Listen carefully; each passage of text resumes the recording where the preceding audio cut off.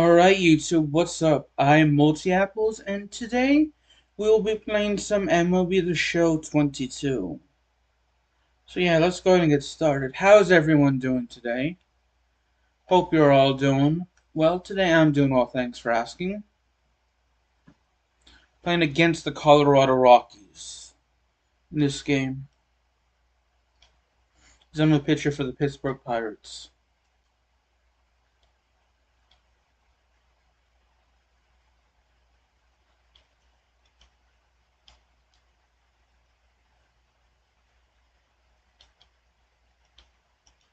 So far so good. Ah, dang it, he fouled off. It's not good. There we go. It's a strikeout right there.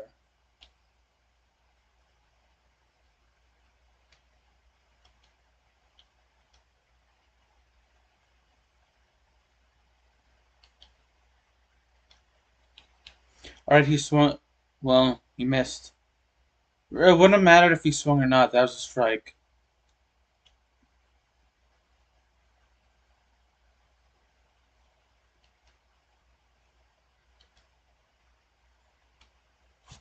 Let me mute my mic for a second. Hold on. For average, but one of the things in today's game, the value in the fact that he hits both righties and lefties. They're so reliant on the matchups nowadays, Chris, and it's huge when you don't have to sit a guy or platoon him. When you can hit, both sides in terms of pitchers' arms, you're a guy that it's hard to take out of the lineup, and I think it's very important today when everything is under the microscope. 0-2 now. And a foul ball. The big lefty turns, kicks, deals. Got him. Strikes out the side to begin the game. What a... Back here in Denver, bottom of the second. Here's the Rockies cleanup hitter, Johan Marquez. The first baseman. First pitch just misses. Marquez. Swing and a foul. Pushed off to the right. And a 1-1. A big swing and a miss.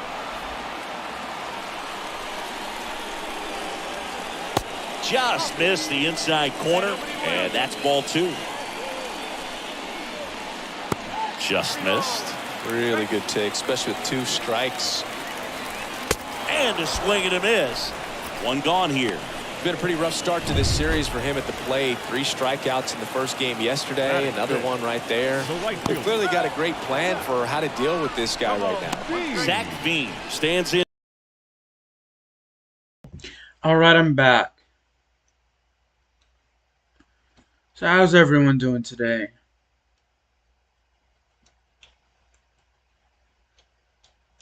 I'm a little tired. I went for a walk and I came back maybe half an hour ago.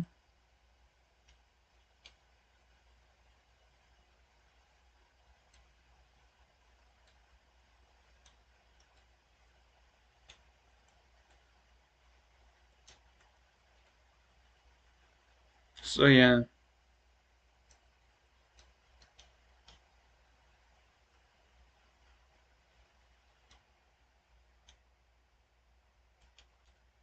Trying to think of something to talk about.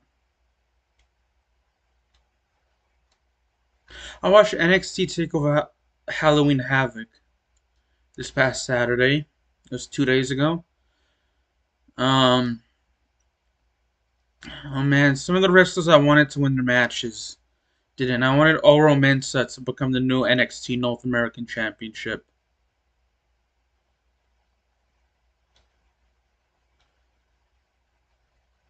He didn't win. It was Wesley that won.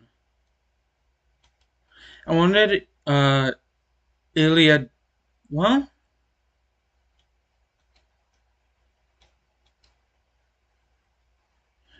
I predicted Ilya Dragunov would win the NXT Championship, but I was wrong.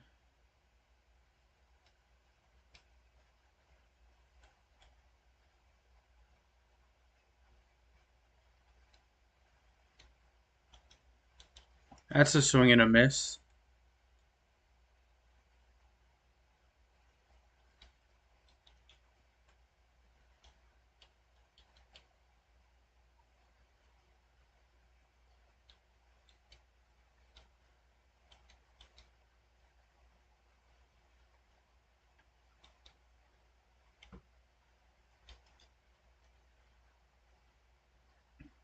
I'm not going to be watching the WWE pay-per-view this weekend.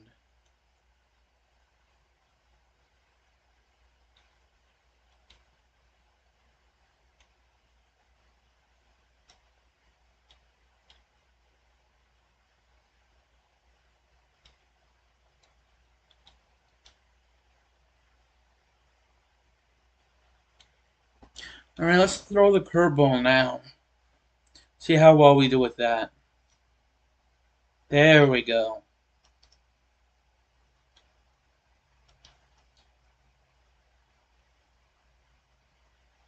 Well, we have a perfect game so far, don't we? Hey, by the way, sorry for showing any offensive team names and logos. In case I forget to mention that.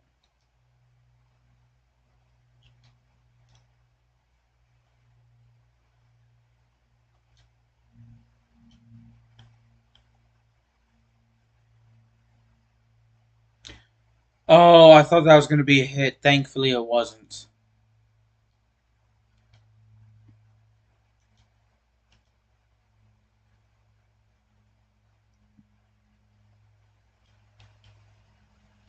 Let's, let's just strike the batter out.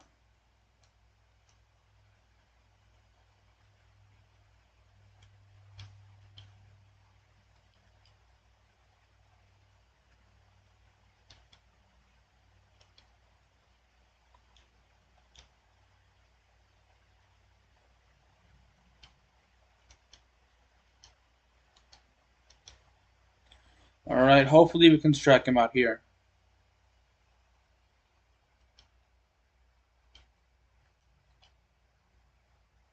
Or on this pitch. Dang it, he keeps fouling the ball. It's not what I want.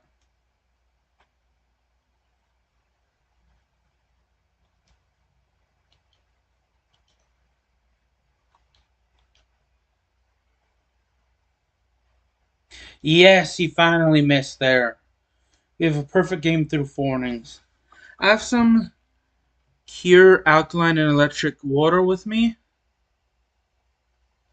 I believe that's how you pronounce it.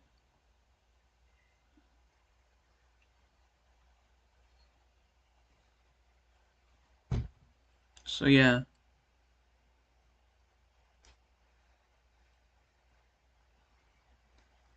That's in case I get thirsty. I did have lunch a little bit before this, and I had like some water and iced tea, but I usually get thirsty when I talk, so.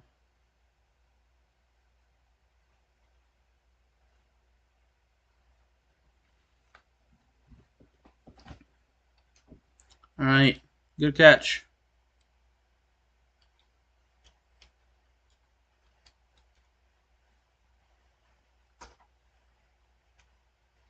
How is that a ball?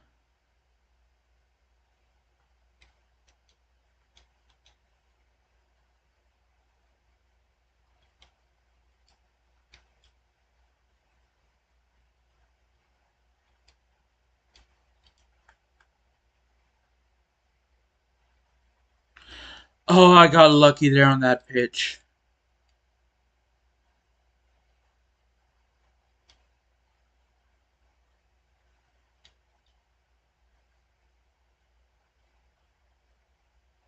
That's gonna get caught, thankfully.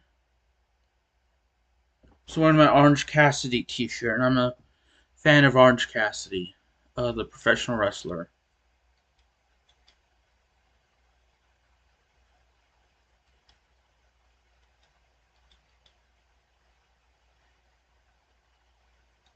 There we go.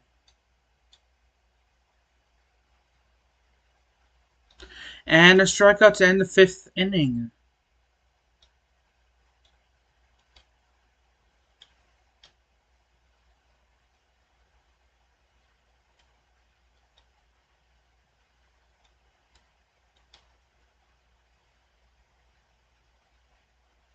There we go.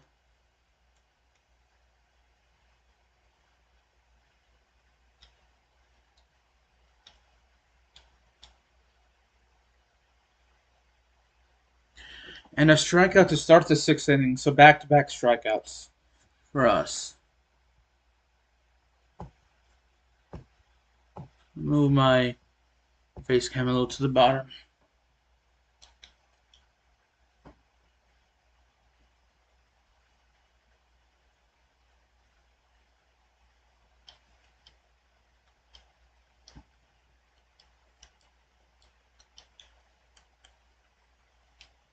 Alright, I'm going to throw a 2-seam fastball.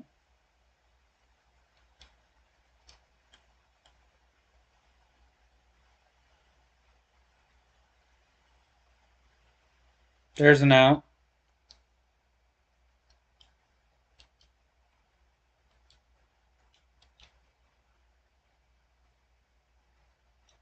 I know I threw a perfect game earlier, not earlier today, but when I was playing MLB The Show on my channel, but I want to hear it again, the ending to a perfect game. And I've done it multiple times in MLB The Show, actually. But I want to hear it again, just to remind myself about what the audio sounds like.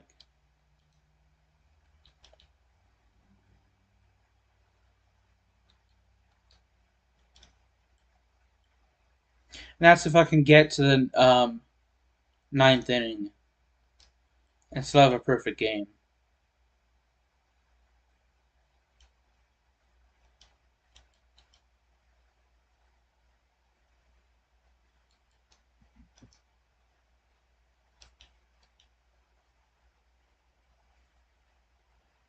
Because we still have just 1.1 innings left just to get to the 9th.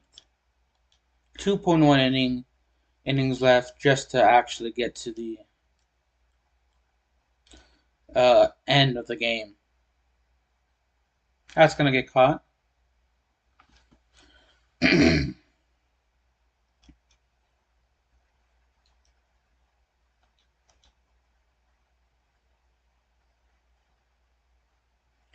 Thankfully, that was picked up there.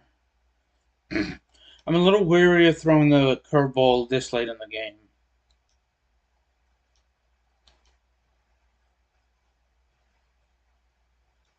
There we go. That's a strike. Fortunately, that wasn't.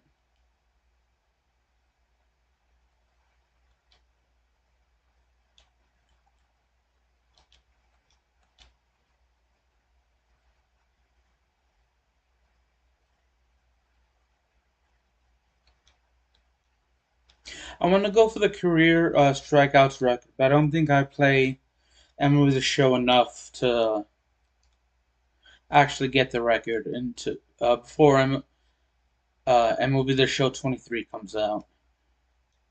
Which, if it's on the Xbox One or Xbox Series S, I'd definitely like to get.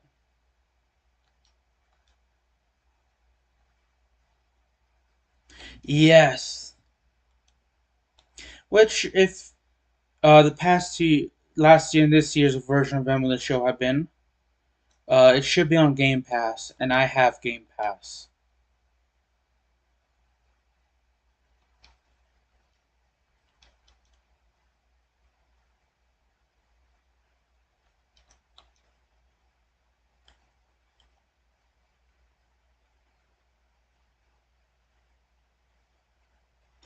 I thought that was a home run for a second. I'm gonna let y'all listen to game volume, and then I'll resume talking. Remind yourself, it's about the process. He did everything right there. Nothing to show for it, but in your mind, you have to convince yourself that it was a very good at bat.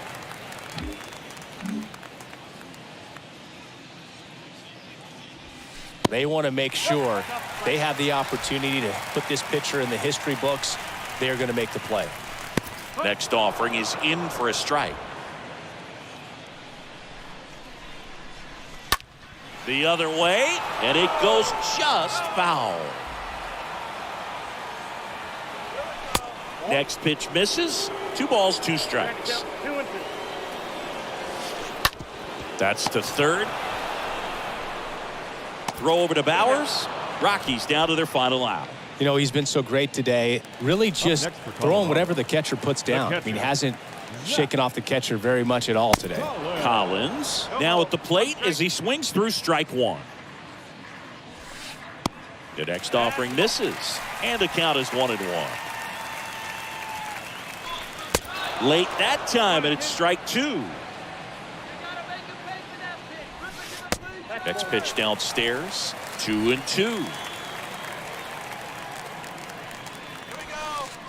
That one missed.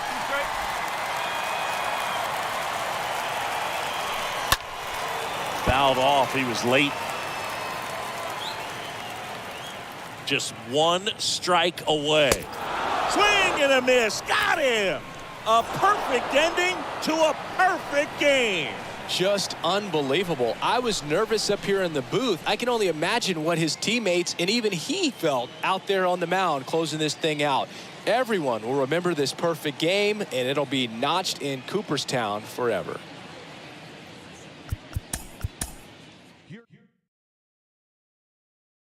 Oh man, I can't believe I threw that perfect game. That was awesome. I wonder who holds the record for most perfect games. I'll have to look that up afterwards. So, against the Rockies, we now have a 1.09 ERA.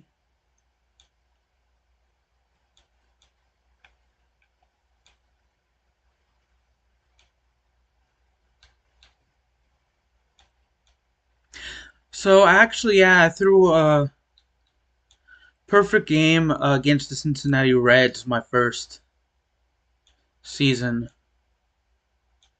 with the Cubs.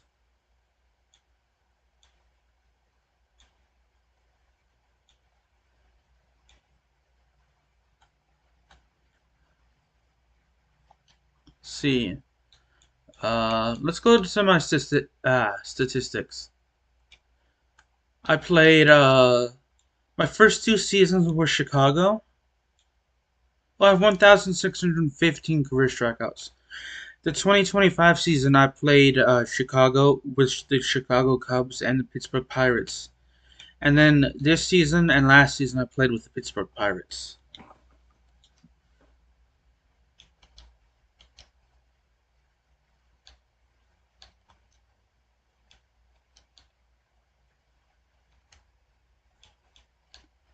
So we will be playing against the Chicago Cubs next, actually. What's my career statistics against them? 8 games, we're 5-0 against the Cubs. Ironically, we're 3-1 against the Pirates as my player.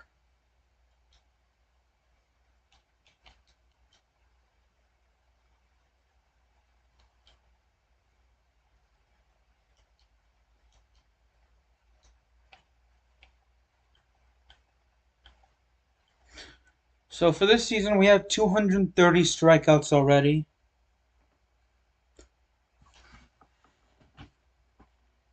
We're 12-3 overall, actually, which isn't that bad in my opinion.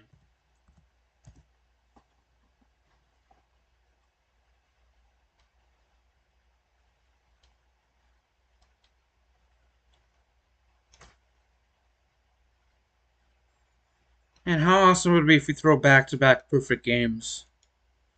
And then we, do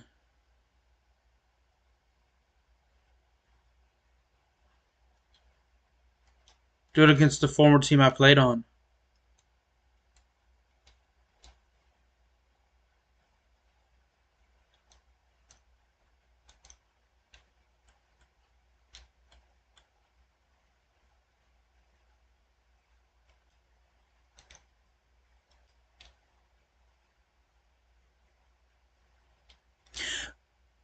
I'm pretty sure this received a lot of criticism, but one thing I like about the MLB schedule start next season is that every team will play against each other.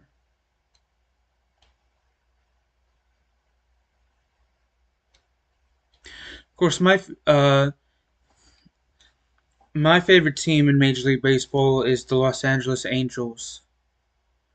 And to those of you watching, who's your favorite Major League Baseball team?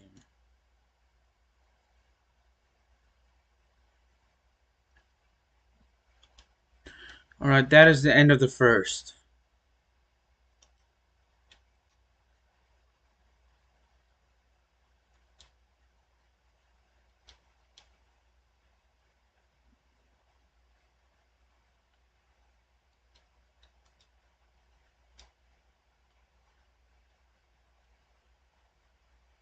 Shoot.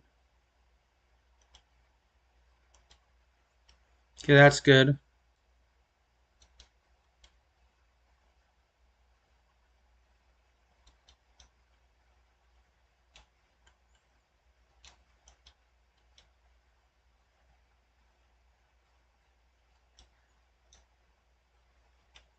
That was a good pitch right there. I'm glad he swung at that.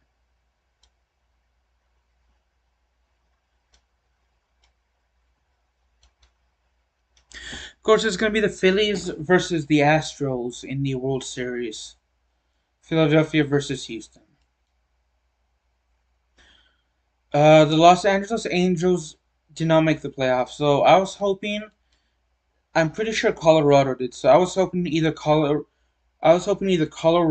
or San Diego will come out of the NL, and I was hoping Seattle will come out of the AL. Solely because of the fact that Seattle hasn't won. I know they're our biggest rivals. So I was hoping there'd be a match of teams who haven't won World Series, but that's not going to happen.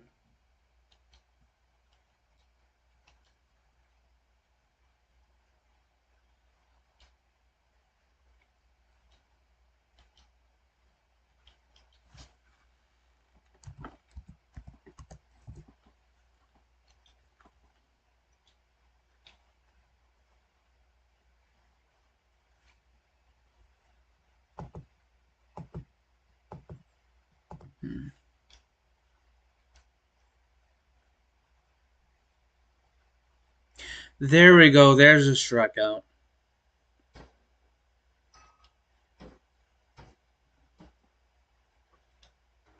I'm going to mute my mic for a second.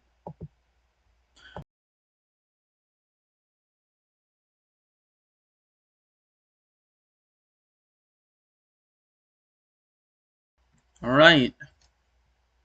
Sorry, I was just talking to my mom.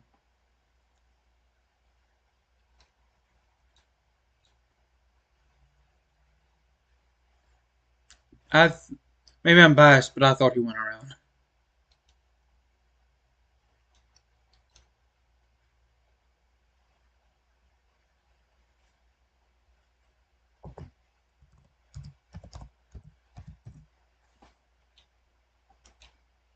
Hmm.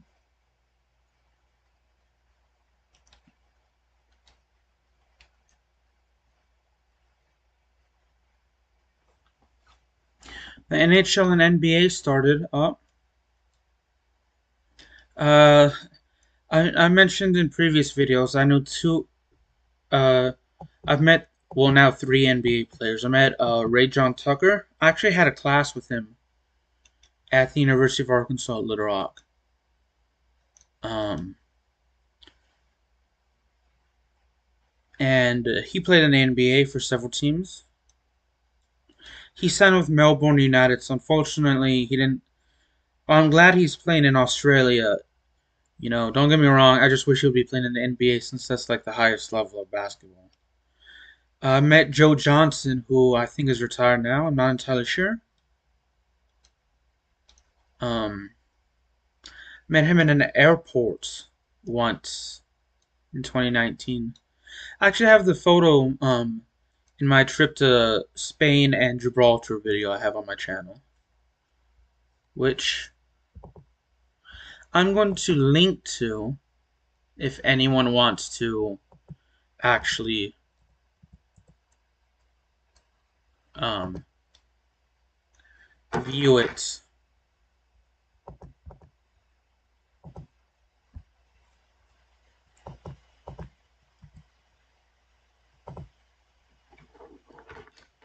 Yeah, I met him at if anyone wants to view that after the stream. And I went to middle school with Dusty Hannes, who's playing in the G League right now for the Santa Cruz Warriors, the G League team for the Golden State Warriors, the defending NBA champions.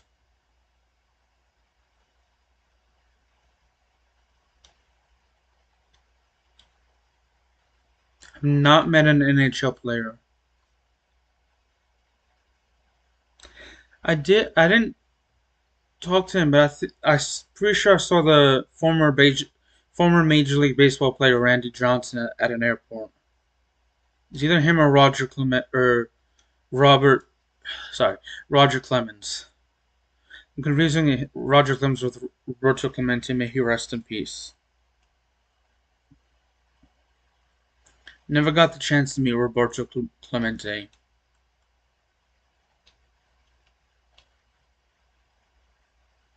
Yeah, I never got the chance to meet Roberto Clemente.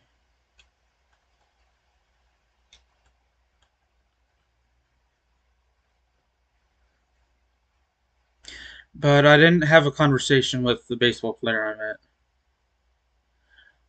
I saw Booker T in an airport once.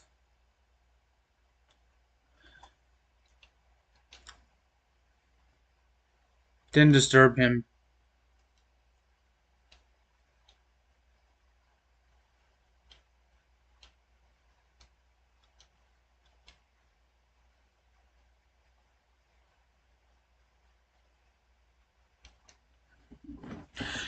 I met actually Lillian Garcia at a WWE event. It was back in 2012 when SmackDown was still being taped. It was in North Little Rock, Arkansas, and I got to shake her hand and talk to her for a little bit. She was really nice and sweet. I don't have anything bad to say about any of the famous people I met that I mentioned. There we go. That's a strikeout. I did not link the proper video actually to my trip to Spain.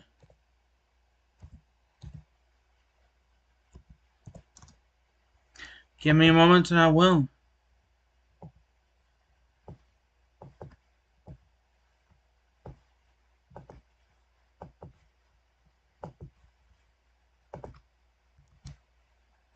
There you go.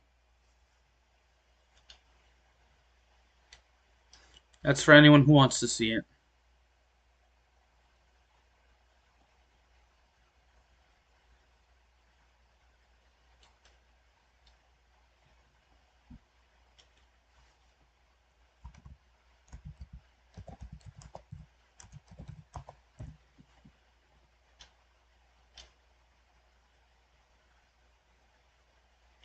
Boom.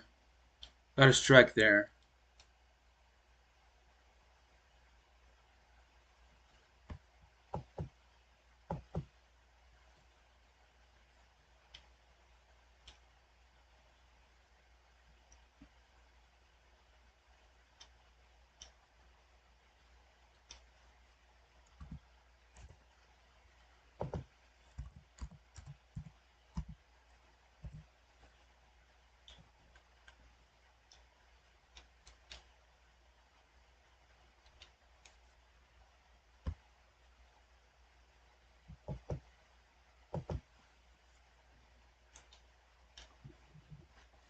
Trying to think of something to talk about. I lost my train of thought.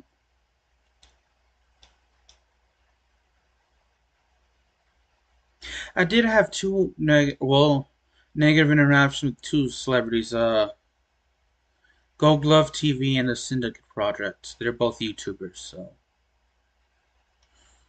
didn't meet them in person, but I briefly talked to Gold Glove, and Syndicate was with him online. So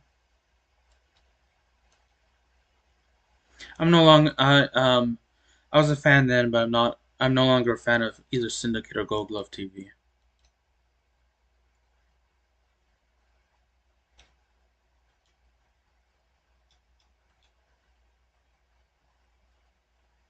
Let's see.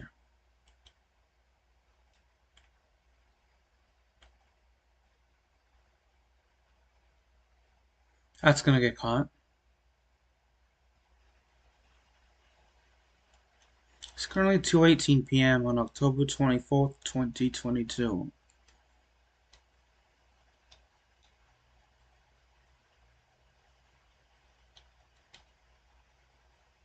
And for those of you that have met celebrities in person, who have you met, and what were they like? I did exchange Twitter messages one time with former WWE commentator Josh Matthews. Nice guy. Very nice, actually.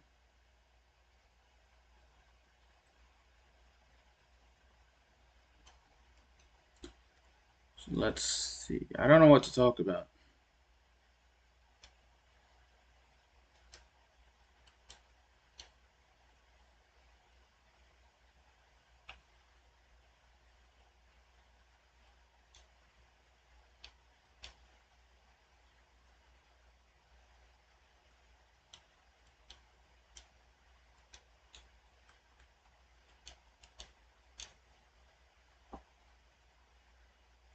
I'm surprised we got Stream Elements working, but for so long it wasn't working, and now it is. I mean, don't get me wrong, I'm happy Stream Elements is working, and you can see it on my channel in the live chat. I think I mentioned this before, but I love whenever I travel.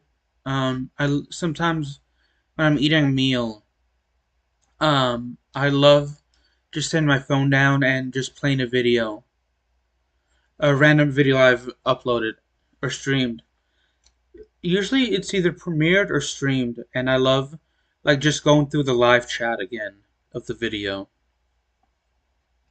So if you ever catch one of my videos while it's premiering or I'm streaming, please just comment something because I love seeing your messages. I may not see it right away. I usually see any messages on my live streams right away, but with the premiere videos, I may not watch them, may not see the message right away, but I eventually will. But yeah, that's part of the reason why I have um, Nightbot and Stream Elements just to have that live chat feature available to go back and look at it. And two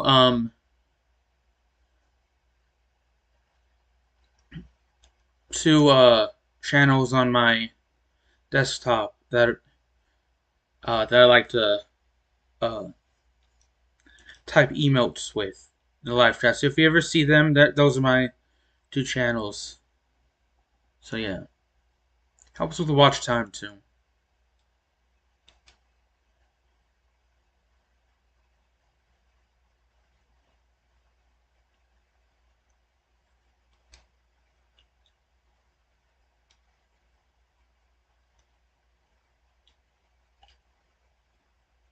Mm.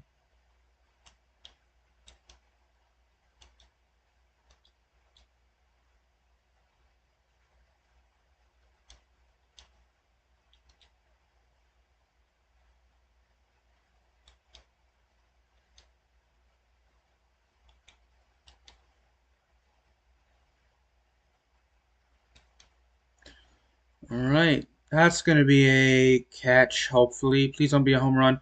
Okay, good. That's a catch. How many strikeouts do I have this inning?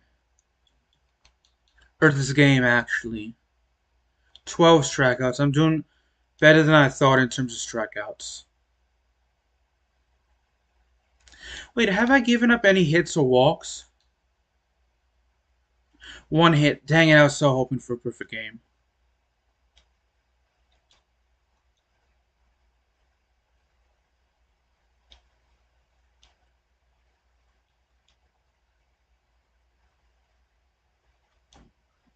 I'm trying to get myself back into actually making long videos so I can premiere them. I mentioned I love looking at the live chat. I mean, I usually look at the live chat after it's premiered. So what I usually do is around nighttime, if I'm not watching anything, what I usually do is like turn my mic off and I'll listen to videos. And with the game, I'll have game volume on instead of me just talking. And I just play for about an hour, somewhere from like an hour to 3 hours. And I will just record myself playing the game, and then I'll upload it just after midnight, and I'll have it premiered. And I used to do that, but due to the unfortunately, YouTube at times wasn't really friendly in terms of processing HD version. So I had to re-upload a lower quality version, not Premiere.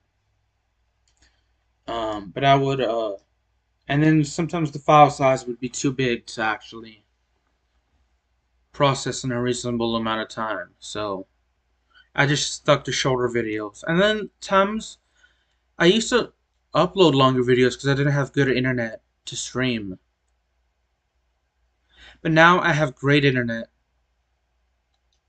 so I can stream. So I just kind of laid off on making longer videos. But I recently started up. My longer videos would be in the form of live streams. But I recently got back into making longer videos to premiere. There are times I felt a bit burnt out and just not wanting to do a video. But I'm trying to find that fine balance between enjoying my videos and enjoying making my videos and playing games. Have a little bit of the water. Um, yeah, I don't get a lot of views. Thank you to everyone that has ever viewed a video and subscribed. Um, but I do YouTube more for fun.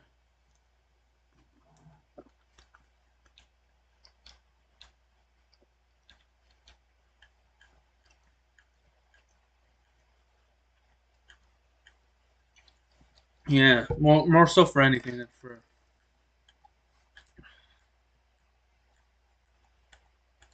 I'm gonna start again learning for the driver's test. Um, I'm moving to the UK next year to actually get a master's degree in teaching the UK because I think the pay is better there and it's a lot safer to teach than here in the US. Sadly, it's not that it's. I just wish it was just as safe in the US as it is in the UK to teach. Um, and the pay was good too.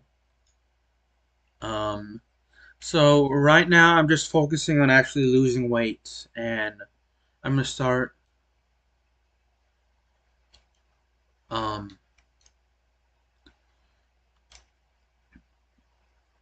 I'm gonna focus on losing weight and actually getting my license. Because actually, I graduated in 2020. In 2021, I mainly looked for jobs, and I got a job for about a month before I was fired for poor performance. And I take responsibility for that. I didn't do a good job as I should have. So then I focused on applying for uh, master's programs, and I got accepted to the university in the UK, and I had to defer for a year. I was originally supposed to be in the UK now, but I deferred because I couldn't find a place to stay. So I'm actually trying to lose weight, look for a place to stay, and getting my driver's license. Because I do plan on visiting the US when I'm old, but I want to live overseas.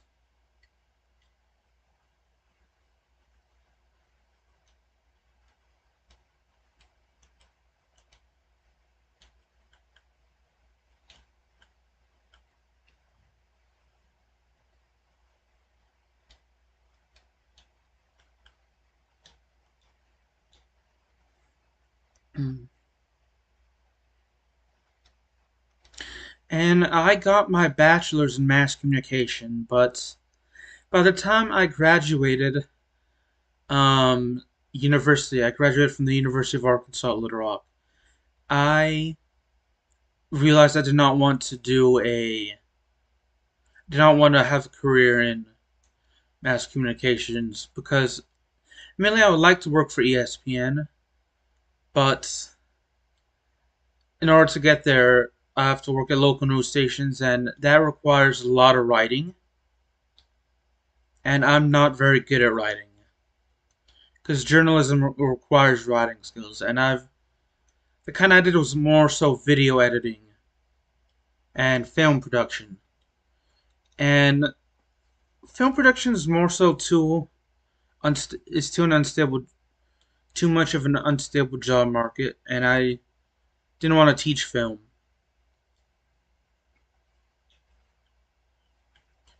Um, and by the time I graduated, it was kind of too late for me to change to a different degree. So I decided, you know what? Let me look for jobs for now before deciding what I want to do. And I decided, you know what? I want to teach, and I want to teach in. Originally, I wanted to teach college, but not everyone goes to college, and that's all right. I didn't want to teach like young kids, because I'm not the most patient person. Um, I have improved from where I was in a teenager though, and from when I was younger though. I have improved there, and I could still improve. But I think I can handle kids, but it's not my like little kids. But I think I can be more patient. It's just not too sure I want to teach kids. And high schoolers, teenagers like 14 to 18, they can be either really good kids or they can be one of those they could be really unruly kids. I'm not sure what set of kids I'll get, and again, patience is not my strong suit. So I thought I would do mainly middle school, or what they call in middle school here in the US, which would be more so from 9 to about 13. And that's where I think that's for kids, young kids, they're insanely sweet and they're fun. So at least in that sense, they're easy to teach, but they're too hyperactive or too active for me. And whereas basically middle school, they're kind of like in the right age where they're still sweet, but they're still good kids, but they're not as cruel as teenagers can be.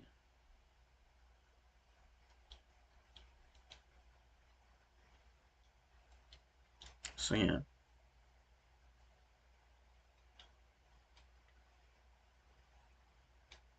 The only downside about teaching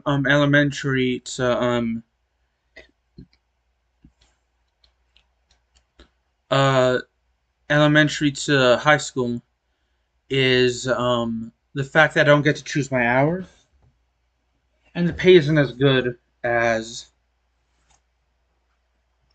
um teaching in university. But I feel that especially in most countries, teaching in high school or from elementary to high school is more stable than teaching in university.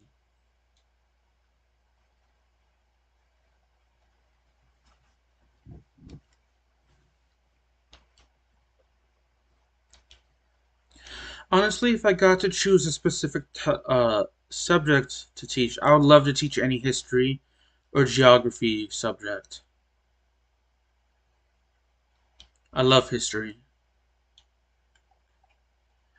You know, in one of my first semesters, my first couple of years at university, I went for more or less 7 years to get a bachelor's degree because I didn't do a full uh, 15 hours per semester. I would do like 10 to 12 a semester, which made it longer. I took two geology classes in the lab class for geology, and I thought it'd be really boring and really dull, and I thought I'd struggle at it. But I had excellent teachers, and I surprisingly enjoyed the subject. Um, which geology is learning about rocks and like the how the more so about learning about rocks and just like how the tectonic plates work. But I had good teachers that explained it. There were some in the labs I struggled with, the mapping. We'd have to figure out how far it is from point A to point B on a certain map, and I'm not good with math, so I struggled in that. But I had some good teachers that explained it to me, and I surprisingly enjoyed identifying the rocks in the lab class, and I it's one of those classes where I thought I'd hate it, and I thought it'd be boring, but it turned out to be something I enjoyed. It's not something I'd like to do as a career, but I mean, I'd like to learn about it more.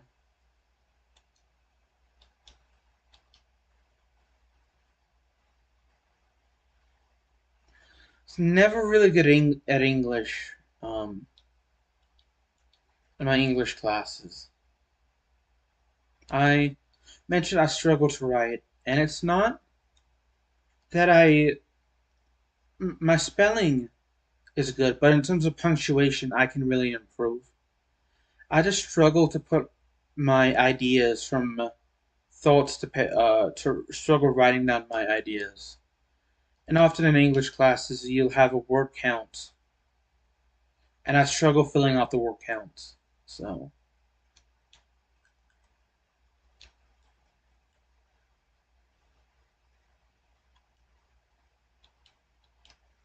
and admittedly, I'm not as creative as I thought I would be or like to be.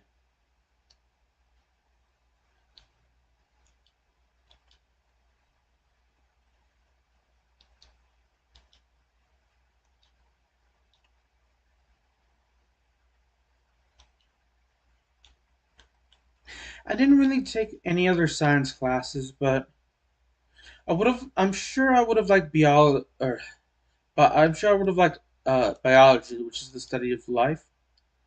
Would have loved anatomy or the like study of the human body and diseases. And not that I'd like to be a doctor or nurse or anything. I have much respect for them, but that job is not for me.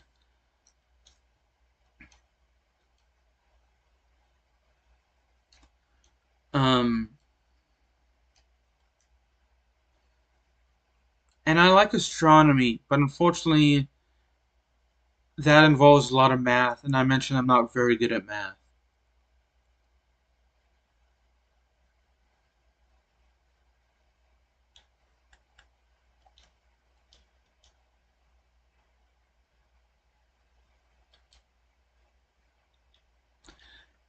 I didn't really like physical science. I found psychology interesting, but I don't think I'd be a good therapist or psychologist.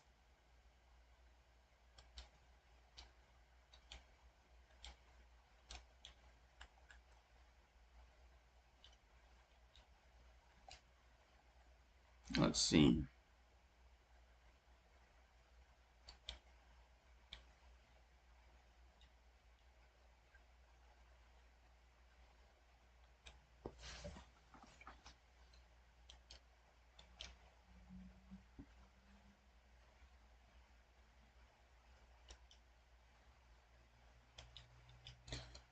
Hmm.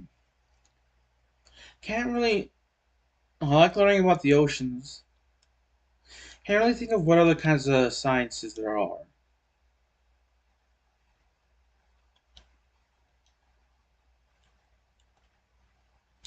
Mention I like geography. I love learning about different countries and cultures. I love sports as well. and I love history. I love learning about all kinds of history, but at least here in the U.S., you learn about American history, a lot of American history. You learn about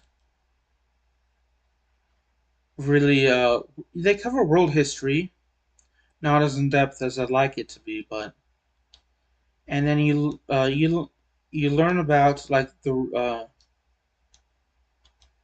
ancient Egyptians, the ancient Chinese, and the ancient Romans. And I love learning about those areas. But unfortunately, they don't go into like pre-Columbian civilization or the interactions with the Europeans and later Americans with the indigenous populations in North America and South America and Oceania, and how awfully the indigenous populations were treated, amongst other groups of people as well, were treated pretty awfully, pretty awful.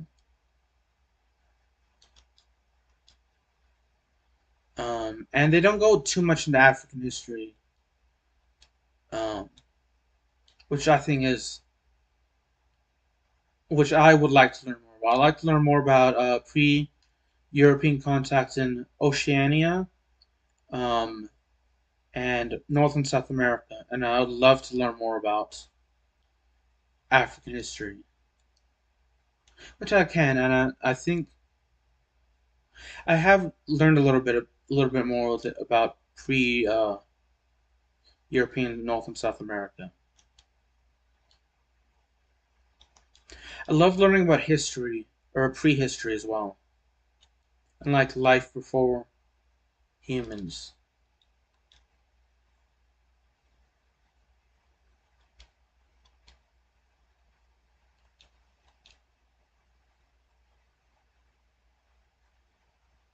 I've learned a little bit about African history since I left school.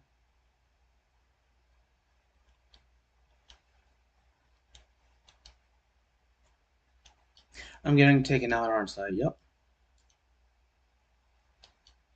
I think I'm gonna turn off my mic and my face cam for now.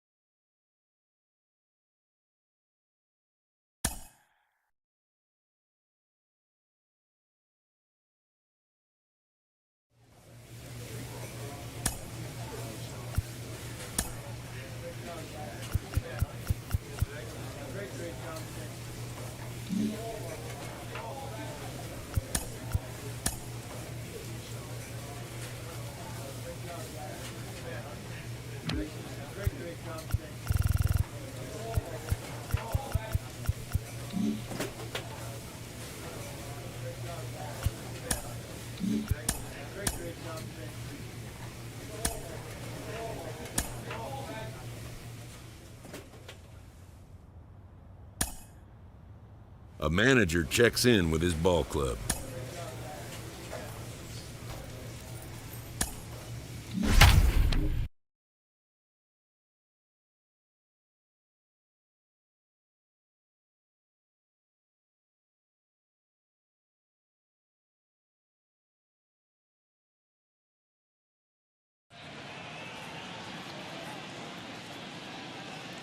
Live from beautiful Oriole Park at Camden Yards, Interleague Baseball on MLB The Show.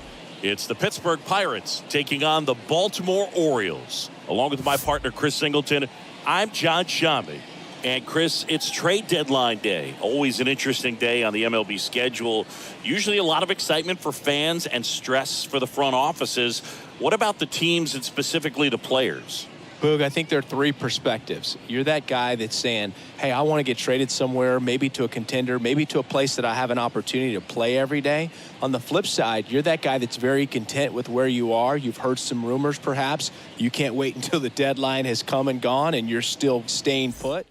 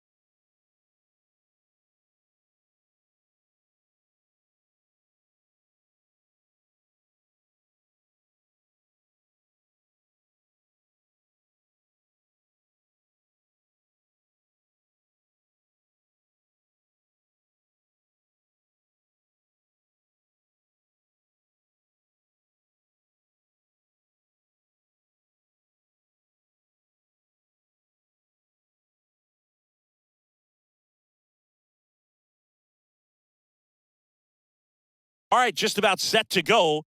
And on the hill, the lefty, D.L. Hall. And Singy, that may be his name, but the strikeout is his game.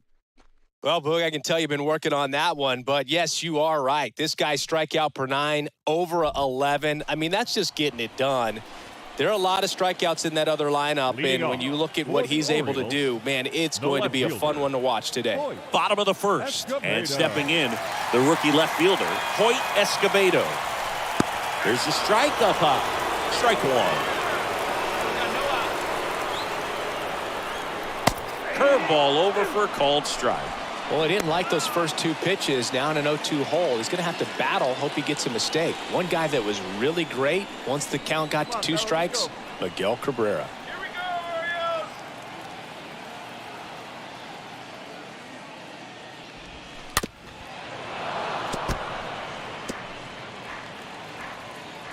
Here's the 0-2. And that misses off the outside edge.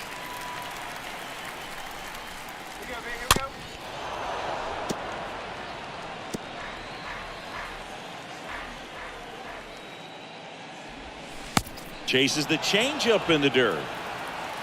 Beats him for the first out, and that completes the strikeout.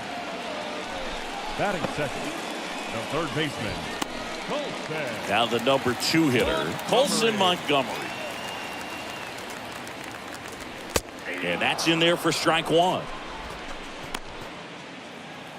Hey, we got one. And here it comes.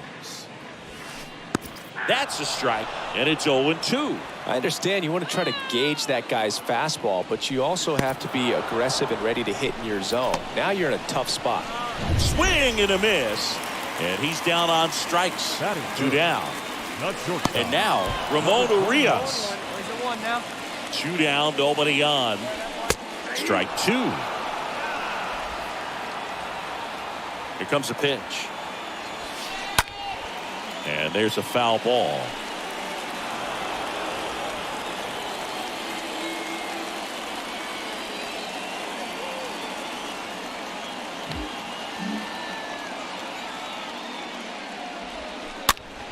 Stays alive. 2 outs. That misses the zone, and the count is 1-2. The wind of the pitch. And a foul ball. He stays alive.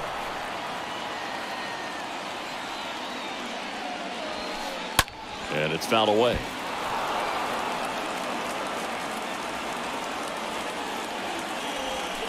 Got him. Strikes out the side to begin the game. Back now at Oriole Park, bottom of the second. Here's the Oriole cleanup hitter, Adley Rutschman. First pitch swinging.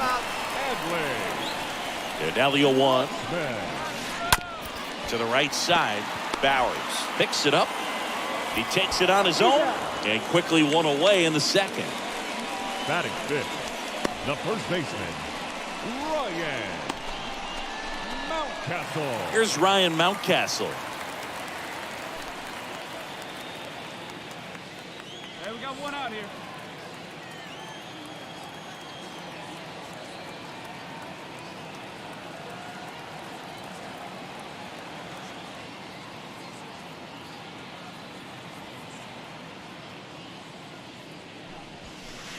That one's in there, 0-1. Comes up empty. That's strike 2. Second inning here, no score. Right through there, got him. Down on strikes, and he knew it. 2 outs, base is empty. And now the center fielder, Luis Matos. What a season it's been for him. He has supplied a lot of power and that average. And that one is lifted in the air. Fraley makes the catch, and that'll do it. 3 go the bottom of the inning, and into the box for Baltimore, Jorge Bonifacio. First pitch just misses. Jorge Bonifacio.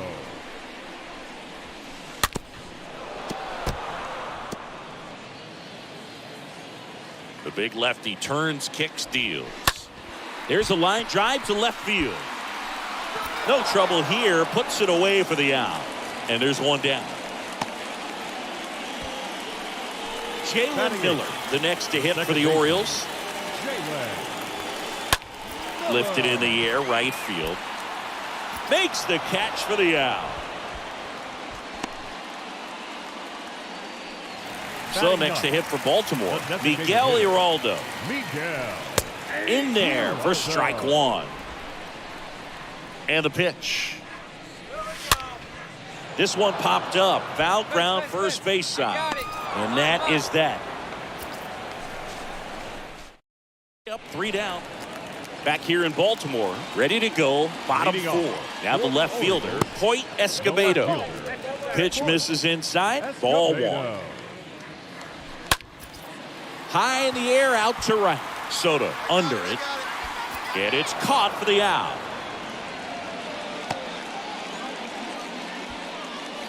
Here's the third baseman, Colson Montgomery. And the first pitch misses for ball 1. The Orioles yet to pick up a hit here. That one pulled foul. Looked like you got a little excited on that fastball. Got to think to yourself, you want to stay up the middle. That way, if you're a little bit early, you hit it out of the ballpark. If you're a little late, opposite field not. And it drops in. So they get a man aboard with a 1-out single.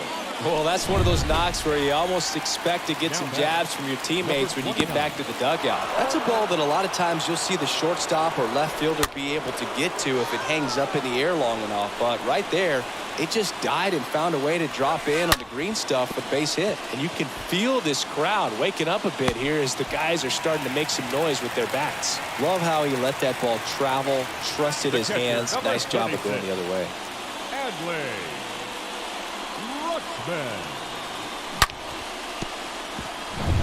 One down at the plate. Adley Rutschman. Right now he's 9th in the AL in home runs. In there, and it's 0-1. You know, Boog, if you're that base runner at second base, you want to be quiet out there. Not bouncing around, not distracting your teammate, the hitter. Make sure that he can clearly focus on that pitcher and that release point. Next pitch inside. Now 2-2. At the belt and fires. And down on strikes he goes. 2 out. Thought it was a pretty good pitch. Top of the strike zone. We're seeing more fastballs in that location. Hitters, especially with 2 strikes, have to be ready to pull the trigger. Now the 0-1. Fought off foul. Montgomery at second. Urias at first. 2 out of the inning. Swings through that, and it's a strikeout. And that is that. A couple of strikeouts with. Back here at the ballpark, ready to go for the last half of the inning. And into the box for Baltimore, Luis Matos. Next pitch is popped up. Luis Matos. Xavi makes the grab. 1 pitch and 1 out. Oriole Park, still one of the most beautiful ballparks in all of baseball. I can't say another franchise does it better than Baltimore. The opening day ceremony, the players come in from the outfield through the center field wall, long orange carpet, so many fans here. Just a great place. Bonifacio batting for the second time, and that's strike 1.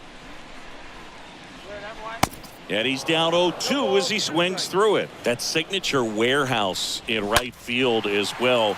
You talk about knowing where you are, a sense of place. I mean, who could forget Griffey hitting the home run off of the warehouse in the home run derby? But always when shots are framed, you see that slides, but it gets by him.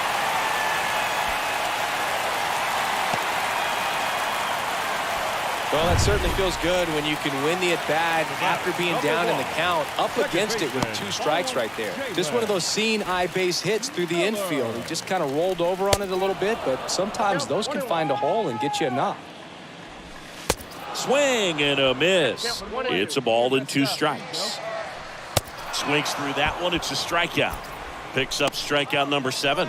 Boog gets talked about a lot, but a good high fastball in a 2-strike situation, it's just become such a problem for hitters in more recent years. With all of the emphasis by pitchers on developing that spin rate, having a good grip on the baseball, those high fastballs, they kind of look like to the hitter that they're rising, even though they're not, but they're not decreasing in velocity and spin rate. So very difficult to get the barrel on.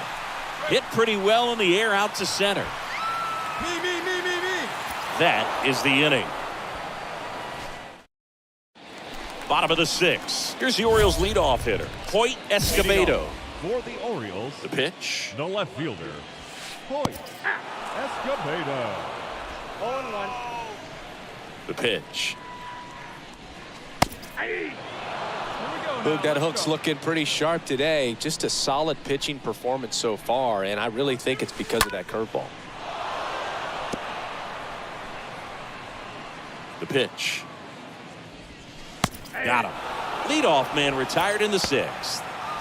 Well, that curveball had some pretty good break to it. As you can see, the hitter just locked up a little bit. Up next, Thought it was a great pitch to hit, but the sometimes you're third looking for something else, and you can't pull the trigger. Montgomery in the box for the 3rd time today as he takes that one off the plate. And a pitch. That one hit to right. Soto going back on this one and puts the squeeze on it. That's out number 2. Now batting. 2 outs, base is Number empty. 29. And the batter will be the shortstop, Ramon Urias. 1 for 2. First offering misses the mark. The wind and the pitch. And a foul ball.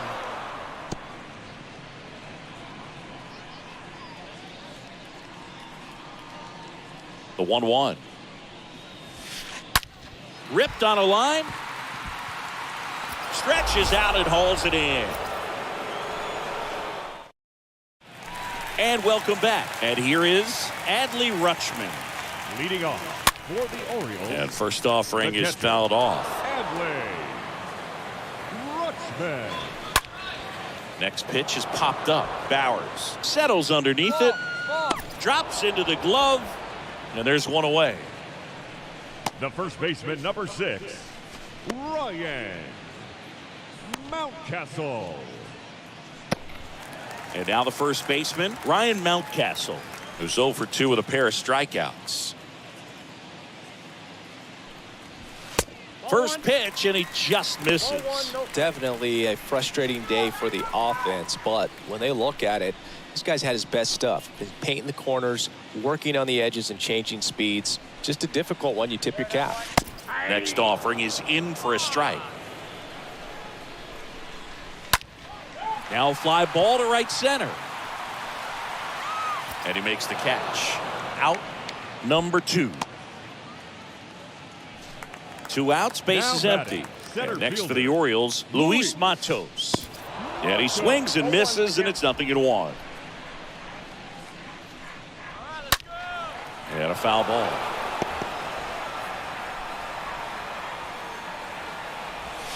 And a swing and a miss. And that's that.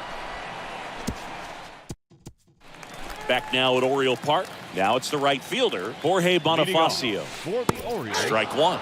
The right fielder, Jorge The wind of the pitch. Bonifacio. To the right side. Lays out, but he can't squeeze it. That leaves him without a throw, and he's on at first.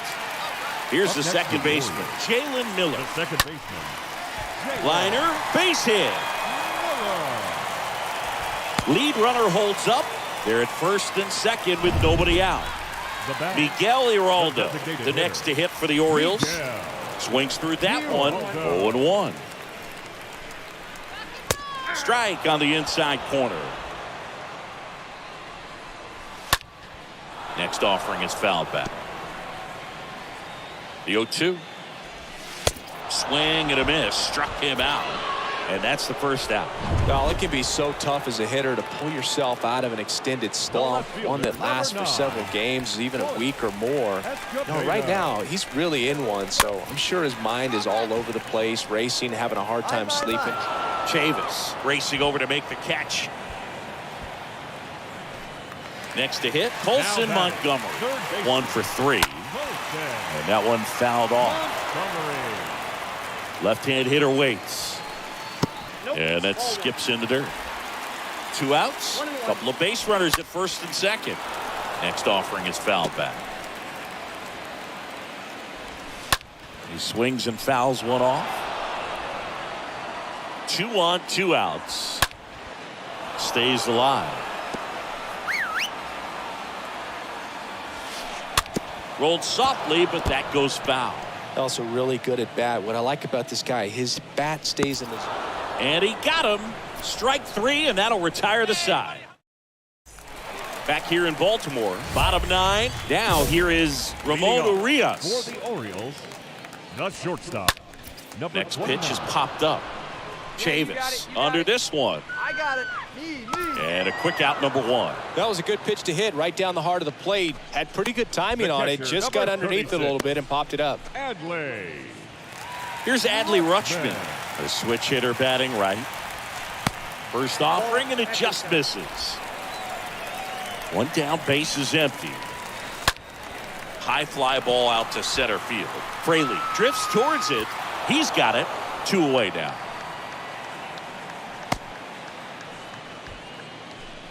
Two outs, base is empty. So next to hit for Baltimore, Ryan Mountcastle. And he swings and misses at the initial offering. The pitch. This ball's chopped to the ground. Polanco picks it up, throw to first, ball game. And the Pirates take this one in a blowout. 6-0 is how this one ends. For Chris Singleton and our entire crew, I'm